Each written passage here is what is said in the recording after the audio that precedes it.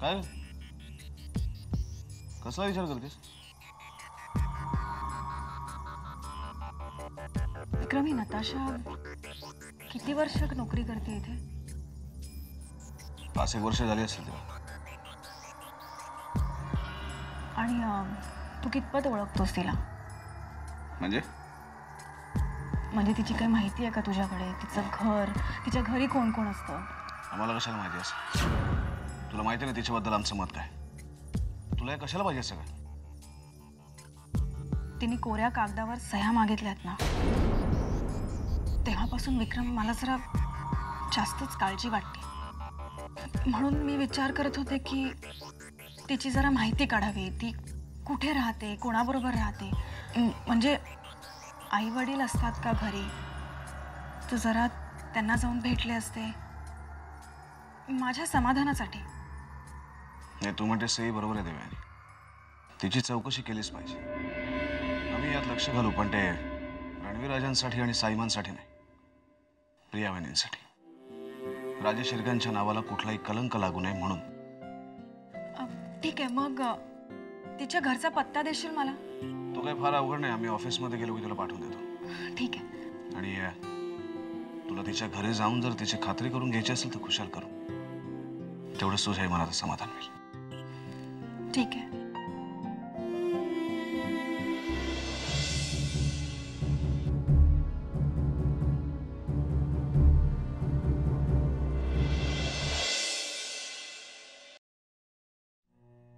नताशा,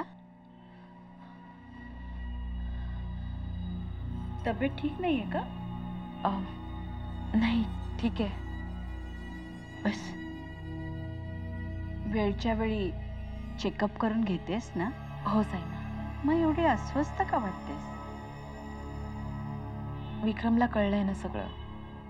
तो काय करेल या विचाराने खूप अस्वस्थ होत आहे. सगळ्या गोष्टींचा विचार करून दडपण आलंय मला साईना. तुझी काळजी आम्हाला समजते, पण आदित्य राजे कितीही चिडलेले असले ना तरी आपण जे काही ठरवलंय त्याच्या आड ते येतील असं आम्हाला वाटत नाही. तुम्हाला खात्री वाटते ह्या गोष्टीची? हो, आपण त्यांच्यापासून हे सगळं लपवून ठेवलं ना म्हणून ते चिडलेत. पण प्रियदर्शनींकडे पाहून तुझं बाळ या घरात यायला ते विरोध करणार नाही. त्यांनी तसं बोलून दाखवलंय. हे सांगून तुम्ही माझ्या मनावरचा भार हलका केलाच आहे. पण साईमा, तरी एक प्रश्न राहतो. म्हणजे विक्रम जरी तयार झाला तरी देवयानीचं काय? म्हणजे देवयानीला तुम्ही ज्या प्रकारची वागणूक देता त्यामुळे तिच्या मनात कुठेतरी राग असणार. अनायसे आलेल्या संधीचा ती फायदा उठवणार नाही कशावरून साईमा? नाही, ती तसं अजिबात करणार नाही. कारण देवयानीना प्रियदर्शनीवरती खूप प्रेम आहे. त्यांची बदनामी झालेली तिला सहन होणार नाही. आणि आदित्य राजेंच्या आज्ञेबाहेरही ती नाही, त्याची आम्हाला खात्री आहे. काहीही झालं ना तरी रणवीर राजेंचं बाळ या घरात येणारच. तू काहीही टेन्शन घेऊ नकोस. तू फक्त तुझ्या तब्येतीची काळजी घे. आमच्या नातवाला कसलाही त्रास होता कामा नये.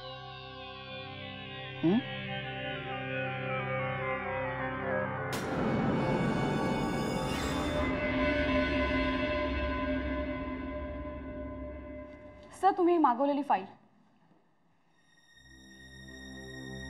Sir, sir, are you fine? काय? सर, फाईल, सर, काही प्रॉब्लेम आहे का? तुला खरं सांगू साक्षी, मला खूप भीती वाटते. आपण ज्या मिशनवर चाललोय तिथनं जिवंत परत येऊ नाही काहीच कळत नाहीये. सर, ही वर्दी अंगावर चढवली तरी मी माणूसच आहे ना. आणि प्रत्येक व्यक्तीला जीवाची भीती वाटतेच ग. त्यात आता लग्न केल्यामुळे बायका मुलांची जबाबदारी, त्याची चिंता. तू तर एक स्त्री आहेस ना, मग तुला नाही वाटत भीती? नाही वाटत सर. आम्ही स्त्रिया पुरुषांपेक्षा जरा जास्तच कणखर असतो. एक वेळ पुरुष घाबरेल, पण माझ्यासारखी मनाचा निर्धार केलेली स्त्री कुठल्याही संकटांना सामोरी जाऊ शकते. खरंच साक्षी, तू एक वेगळंच रसायन आहेस. I am proud of you. Thank you sir. मला वाईट फक्त सिद्धांत सरांचं वाटतंय. आज तागायत त्यांनी तुला ओळखलं नाही म्हणून कायम तुला असं ते कमी लेखत आलेत.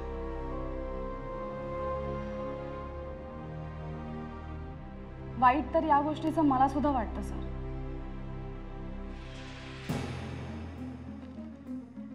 पण आम्ही स्त्रिया वेळ आल्यानंतर काय करू शकतो हे एक दिवस त्यांना नक्कीच समजेल.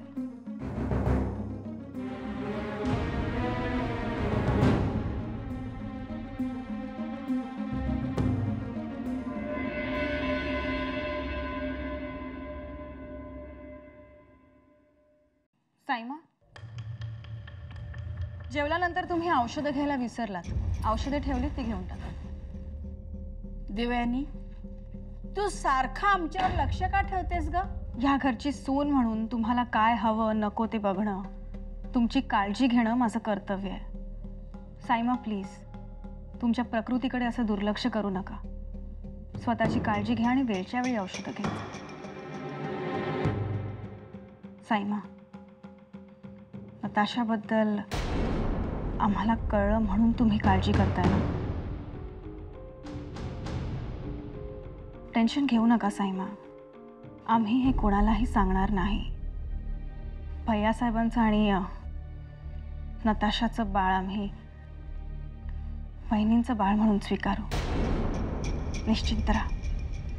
फक्त या मागचा नताशाचा काय हेतू आहे हे मी शोधून काढणार. हेतू काय असणार? तिने जेवढे पैसे मागितलेत ना तेवढे द्यायचे आम्ही कबूल केले म्हणून ते सगळं करायला तयार झाले. नाही साईमा, तिने तुमच्याकडे कोऱ्या कागदावर सह्या मागितल्यात. हे बघ देवयानी, तू या नताशा प्रकरणापासून दूर राहा म्हणून आधीच आम्ही तुला सांगितलेलं आहे. तू यात लक्ष घालू नकोस. या प्रकरणापासून आपण जर लांब राहिलो तर नताशा त्याचा गैरफायदा घेईल. ती तसं करणार नाही याची आम्हाला खात्री. हीच खात्री मलाही करून घ्यायची. देवयानी, हे सगळं असं करायची तुला काहीही गरज नाहीये. साईमा, राजशिर्क्यांच्या प्रतिष्ठेला धक्का बसू नये म्हणूनच मी हे सगळं करते. विश्वास ठेवा माझ्यावर.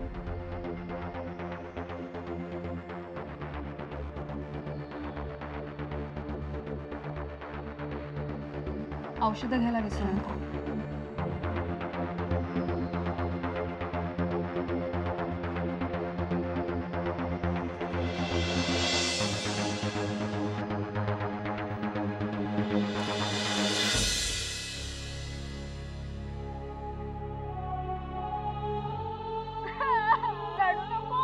रडू नको शाहू. बस इकडे बस. आई, काकू, आई, काय झालं? अगं, शाळेतून येता येता पायऱ्यांवरनं पाय घसरला. रडू नकोस गो. थांबा, मी येते. तू धर पाणी पी तू.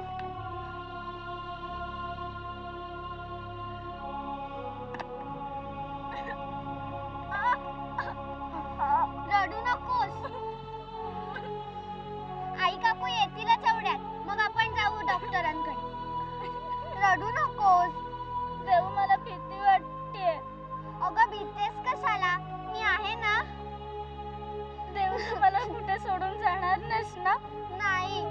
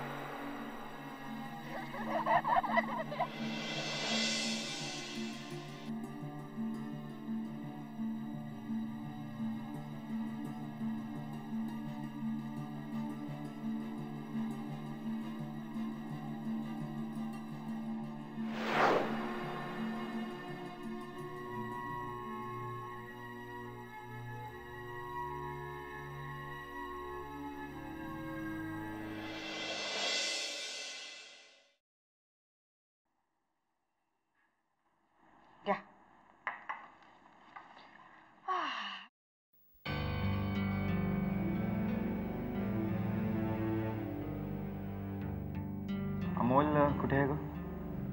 आहे आपल्या खोलीत. दिवसभर खोलीत बसून काय करत असतो देव जाणे.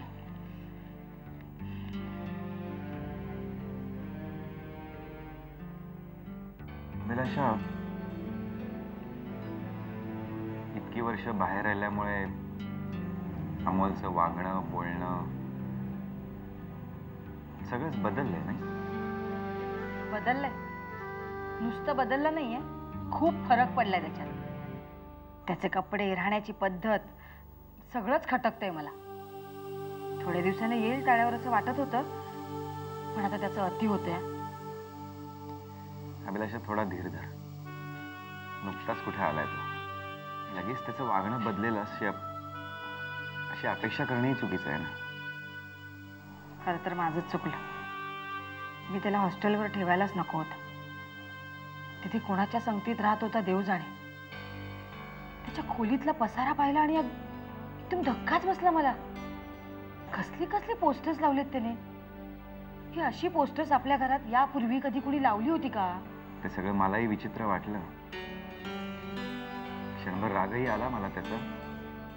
पण आता विचार केल्यावर मला असं वाटतं की आपणच त्याला एका वेगळ्या कल्चरमध्ये वाढवले. त्याच्यावर आपले मध्यमवर्गीय संस्कार होऊ नयेत म्हणून तू मुद्दाम त्याला सुट्टीत सुद्धा घरी येऊ दिलं नाही. आता अचानक त्याचं वागणं बदलेल अशी अपेक्षा आपण नाही करू शकत आपल्या. अशा वाटलंच होतं मला. या सगळ्या गोष्टीचं खापर तुम्ही माझ्या माती फोडणार. अगं नाही ग, मी तुला दोष देत नाहीये. अमोल असं का वागतोय यामागचं कारण तुला समजावून सांगायचा प्रयत्न करतोय. दे ना त्याला थोडा वेळ, दे ना. रुळू दे त्याला इथे. आणि बाबा आहेत ना, तू बघ ते त्याला बरोबर वटणीवर आणतील. बाबा मला ना बाबांचं काही कळतच नाही. मला असं वाटलं होतं की त्यांना हे समजल्यावर ते त्याला रागवतील, पोस्टर्स काढून फेकून देतील. पण यातलं काहीही झालं नाही. पोस्टर्स तर फाडली नाही, उलट त्याचं कौतुक केलं. हसताय काय? बाबाही त्याला सामील झाले. म्हणजे आता फक्त आपण विरोध करतो असं घरातलं ना वाटायचं. नाही, बाबा हे सगळं समजून उमजून करतायत हे नक्की. अहो पण हे बागलाश, मुलांच्या मानसिकतेची जाण आपल्यापेक्षा बाबांना नक्की जास्त आहे. तू बघ, एक दिवस अमोल नक्की तुझ्या मनाप्रमाणे वागेल.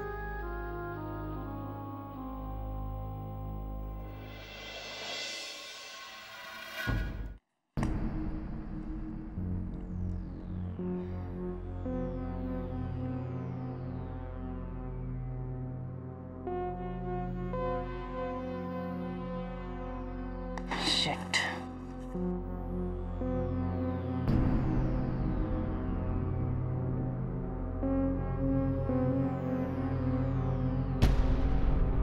वैताग आलाय मला.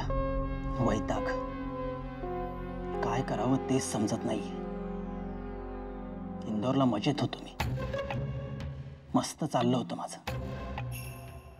नताशा इथे माझ्यासाठी पैसे कमवत होती आणि मी ऐश करत होतो. पण 5 कोटींच्या चेकवर खोटी सही करून पैसे काढण्याची दुर्बुद्धी सुचली मला. पोलीस मागे लागले नसते तर कशाला मरायला आलो असतो इथे मी. आता किती दिवस लपून बसावं लागणार आहे कुणास ठाऊक. जीव चाललाय माझा इथे.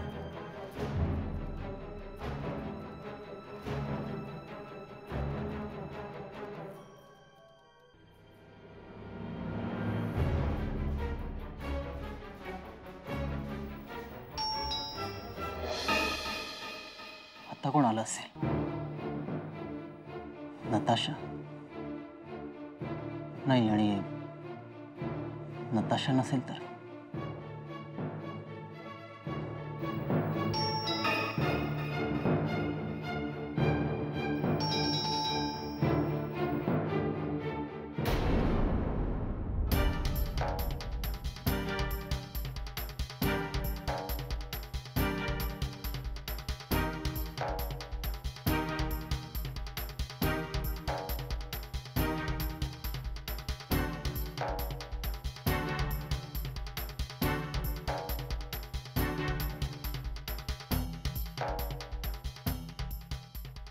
कोण आहे?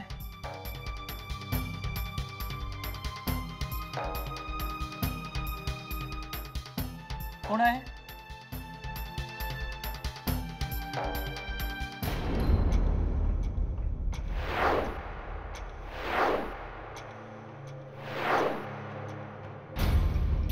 कोण आहे?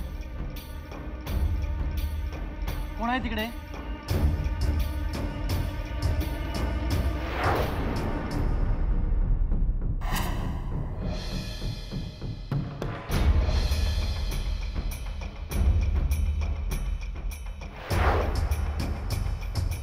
कोण पाहिजे तुम्हाला? नताशा आहे का? तुम्ही कोण? मी तिची मैत्रीण. ती ऑफिसला गेली. नंतर या तुम्ही. ती येईपर्यंत मी तिची वाट पाहू शकते का इथेच? सांगितलं ना तुम्हाला नंतर या म्हणून. तुम्ही कोण?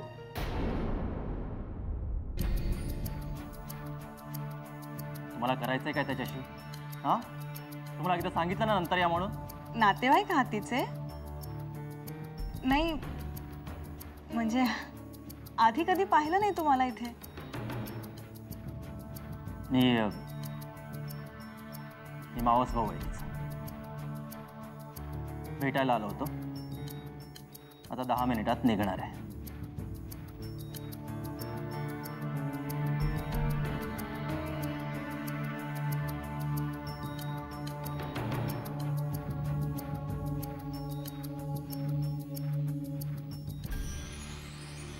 तुम्हाला सांगितलं ना निघा म्हणून.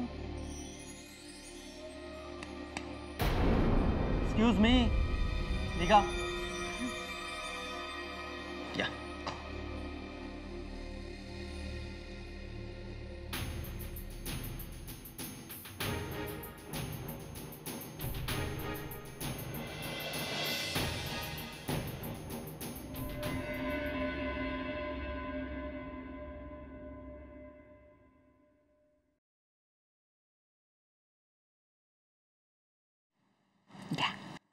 थँक्यू. अगं गरम आहे, हळू. सांगायचंच राहून गेलं. काय? मी काही दिवसांसाठी बाहेर जाणार आहे. कुठे जाणार आहेस? म्हणजे एकटीच जाणार आहेस का? आई किती प्रश्न विचारतेस. मी एकटीच जात नाहीये. म्हणजे अख्ख्या पोलीस डिपार्टमेंटच्या टीम बरोबर चालले मी. आई आम्हाला एक मिशन पार पाडायचं आहे. डिपार्टमेंट मधल्या सिलेक्टेड लोकांचीच टीम बनवली आहे आणि त्यात माझं सुद्धा सिलेक्शन झालंय. 2-3 आठवड्यांसाठी ना आम्ही नक्षलाइट्स एरियामध्ये जाणार आहोत आणि तिथल्या नक्षलवाद्यांचा ठाव ठिकाणा शोधणार आहोत. आई ह्या टीम मध्ये येण्यासाठी मी खूप धडपड केली आहे आणि फायनली माझं सिलेक्शन झालंय. हां, पण खरंच तुला जायलाच पाहिजे का? आई त्या सिद्धांत मराठेच्या नाकावर टिचून मी या टीम मध्ये जागा मिळवली आहे आणि तुम्हाला असं का विचारतेस की तुला जायलाच हवं का म्हणून? काळजी वाटते ग. हे सुद्धा कुठल्या मोहिमेवर जायचं असलं ना की फोनवर उत्साहात असंच सांगत राहायचे. आई मी ह्या मिशनला जाणार आहे. मी ही संधी सोडणार नाहीये. ठीक आहे, तू आता ठरवलंच आहेस जायचं तर मी काय अडवत नाहीये तुला. पण यांच्या बाबतीत जे काही घडलं ना, तसं जर पुन्हा काही घडलं तर सहन करायची ताकद नाहीये माझ्या.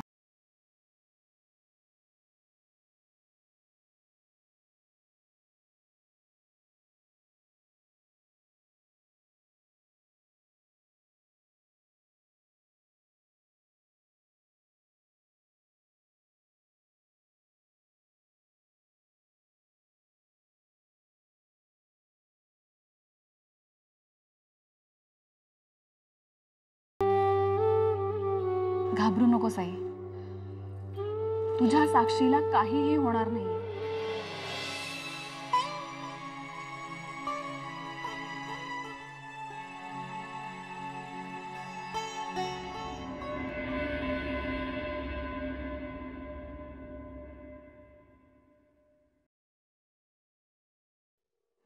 वाटलंच मला. अजून कारस्थानांना सुरुवात कशी नाही झाली? कारस्थान मी करते की तू?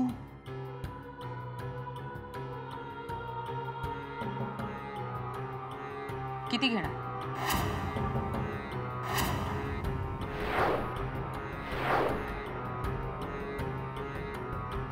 कसं असतं देवयानी की स्वतःचा फायदा असल्याशिवाय सहसा कोणी तोंड उघडत नाही. आता उघडलेस तर बोल. तुझ्यासारखा प्रत्येक गोष्टीत फायदा शोधायचा असे संस्कार माझ्यावर झालेले नाहीत. खूप पुस्तकी बोलतेस तू. व्यवहाराचं बोल. बोल तू किती घेणार? शी, आधी व्यभिचार करायचा आणि मग ते लपवायला लाचेचं पांघरूण घालायचं. तू प्रिया वहिनींना बाळ देणार इतकी साधी गोष्ट असती ना तर मी गप्प बसले असते. पण तू कोऱ्या कागदावरती सह्या मागितल्यास. सो सो हे न समजण्या इतकी दूधखुळी नाहीये मी. देवयानी मला शब्दांच्या लढ्या नाही खेळायची. मलाही नाही. माझ्या एका प्रश्नाचं उत्तर दे नताशा. ऑफिसमध्ये भैया साहेब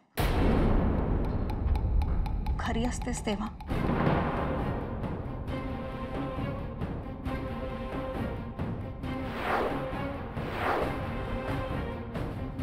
तेव्हा खरी असतेस तेव्हा कोण असतं तुझ्या बरोबर? देवयानी, खात्री करूनच बोलतेय.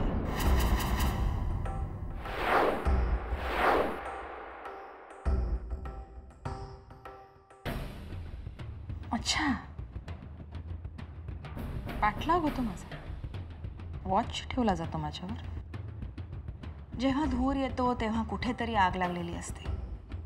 मग ती आग कुठे लागली आहे हे शोधून काढायला नको? मी हे सहन करणार नाही. तुझा आवाज तुझा बंद होईल नताशा.